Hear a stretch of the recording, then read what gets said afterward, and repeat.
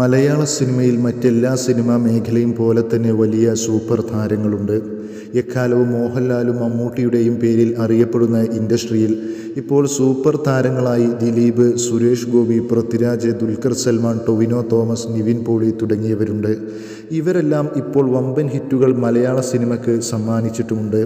അതേസമയം വമ്പൻ ഹിറ്റുകൾ വരുന്നതിനോടൊപ്പം പല താരങ്ങളുടെയും പ്രതിഫലം വലിയ തോതിൽ ഉയരുന്നുമുണ്ട്.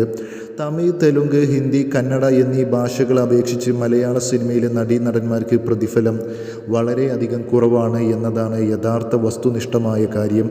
യുവതാരങ്ങൾ നിരവധി പേർ വലിയ ഹിറ്റുകളുമായി മത്സര രംഗത്തുണ്ടെങ്കിലും ഒന്നാം സ്ഥാനത്ത് ഇപ്പോഴും മോഹൻലാൽ തന്നെയുള്ളതാണെന്നാണ് റിപ്പോർട്ട്.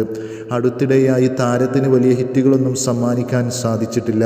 മോശം ചിത്രങ്ങളുടെയും പ്രകടനത്തിൻ്റെയും പേരിൽ ഏറെ വിമർശനങ്ങളും മോഹൻലാൽ നേരിട്ടിട്ടുണ്ടായിരുന്നു. ആറാട്ട്, മോൺസ്റ്റർ, എലോൺ, മരക്കാർ, അറബിക്കടലിൻ്റെ സിംഹം പോലുള്ള ചിത്രങ്ങൾ ഏറെ വിമർശനങ്ങൾ നേരിട്ടിരുന്നു എന്നതാണ് യാഥാർത്ഥ്യം. നേര് മാത്രമാണ് വമ്പൻ വിജയം നേടിയിട്ടുള്ളത്. അതേസമയം മോഹൻലാൽ തന്നെയാണ് പക്ഷേ പ്രതിഫലത്തിൻ്റെ കാര്യത്തിലും ഒന്നാം സ്ഥാനത്തുള്ളത്. 10 മുതൽ 25 കോടി വരെയാണ് താരം പ്രതിഫലമായി വാങ്ങുന്നതെന്ന് IMDb റിപ്പോർട്ട് ചെയ്യുന്നു. മലയാളത്തിൽ 10 കോടിയിൽ അധികവും, അന്യഭാഷയിൽ 25 കോടി വരെയുമാണ് മോഹൻലാൽ വാങ്ങുന്നത്. എമ്പുരാനിലൂടെ മോഹൻലാൽ ബോക്സ് ഓഫീസിലേക്ക് തിരിച്ചുവരുമെന്നാണ് പ്രതീക്ഷിക്കുന്നത്. രണ്ടാം സ്ഥാനത്ത് മമ്മൂട്ടിയാണ്. സമീപകാലത്തെ സിനിമാ തെരഞ്ഞെടുപ്പുകളിലൂടെ ഏറ്റവും കൂടുതൽ ജനപ്രീതി നേടിയ നടനാണ് സാക്ഷാൽ മമ്മൂട്ടി. നൻപകൽ നേരത്ത്, മയക്കം, റൊഷോക്ക്, കാതൽ, പുയു, കണ്ണൂർ സ്ക്വാഡ്, ടർബോ പോലുള്ള ചിത്രങ്ങൾ വമ്പൻ വിജയം നേടിയിട്ടുണ്ടായിരുന്നു. കാതൽ രാജ്യാന്തര തലത്തിൽ വളരെയധികം ചർച്ച ചെയ്യപ്പെട്ട സിനിമയാണ്. ബസൂക്ക, ഗൗതം മേനോൻ സംവിധാനം ചെയ്യുന്ന ചിത്രം, കുറുപ്പിൻ്റെ തിരക്കഥാകൃത്ത് ജിതിൻ ജോസ് സംവിധാനം ചെയ്യുന്ന ചിത്രം എന്നിവയെല്ലാം മമ്മൂട്ടിയുടേതായി ഇനി വരാനിരിക്കുന്ന ചിത്രങ്ങളാണ്.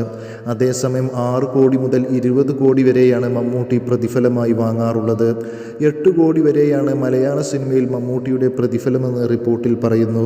അന്യഭാഷാ ചിത്രങ്ങൾക്കാണ് താരം കൂടുതൽ പ്രതിഫലം വാങ്ങാറുള്ളത്. അതേസമയം 3-ാം സ്ഥാനത്ത് പൃഥ്വിരാജ് സുകുമാരനാണ്. ഈ വർഷം ഏറ്റവും കൂടുതൽ കളക്ഷൻ നേടിയ നടനാണ് പൃഥ്വിരാജ്. ആടുജീവിതം, ഗുരുവായൂർ അമ്പലനടയിൽ എന്നീ ചിത്രങ്ങൾ വലിയ ഹിറ്റായി മാറിയിട്ടുണ്ട്.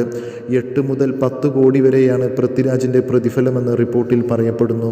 ദുൽഖർ സൽമാനാണ് 4-മത്. 6 മുതൽ 10 കോടി വരെയാണ് പ്രതിഫലം. 5-മത് ഫഹദ് ഫാസിലാണ്. 6 മുതൽ 10 കോടി വരെയാണ് ഫഹദും ഒരു സിനിമയ്ക്കായി വാങ്ങുന്നതെന്നാണ് റിപ്പോർട്ടിൽ നിന്ന് വ്യക്തമാകുന്നത്. ദിലീപ് 5 മുതൽ 7 കോടി വരെയും, സുരേഷ് ഗോപി 3 മുതൽ 7 കോടി വരെയും, നിവിൻ പോളി 4 മുതൽ 6 കോടി വരെയും, ടൊവിനോ തോമസ് 3 മുതൽ 6 കോടി വരെയും, കുഞ്ചാക്കോ ബോബൻ 2 മുതൽ 3 കോടി വരെയുമാണ് പ്രതിഫലം വാങ്ങാറുള്ളതെന്നാണ് റിപ്പോർട്ടിൽ വ്യക്തമാകുന്നത്.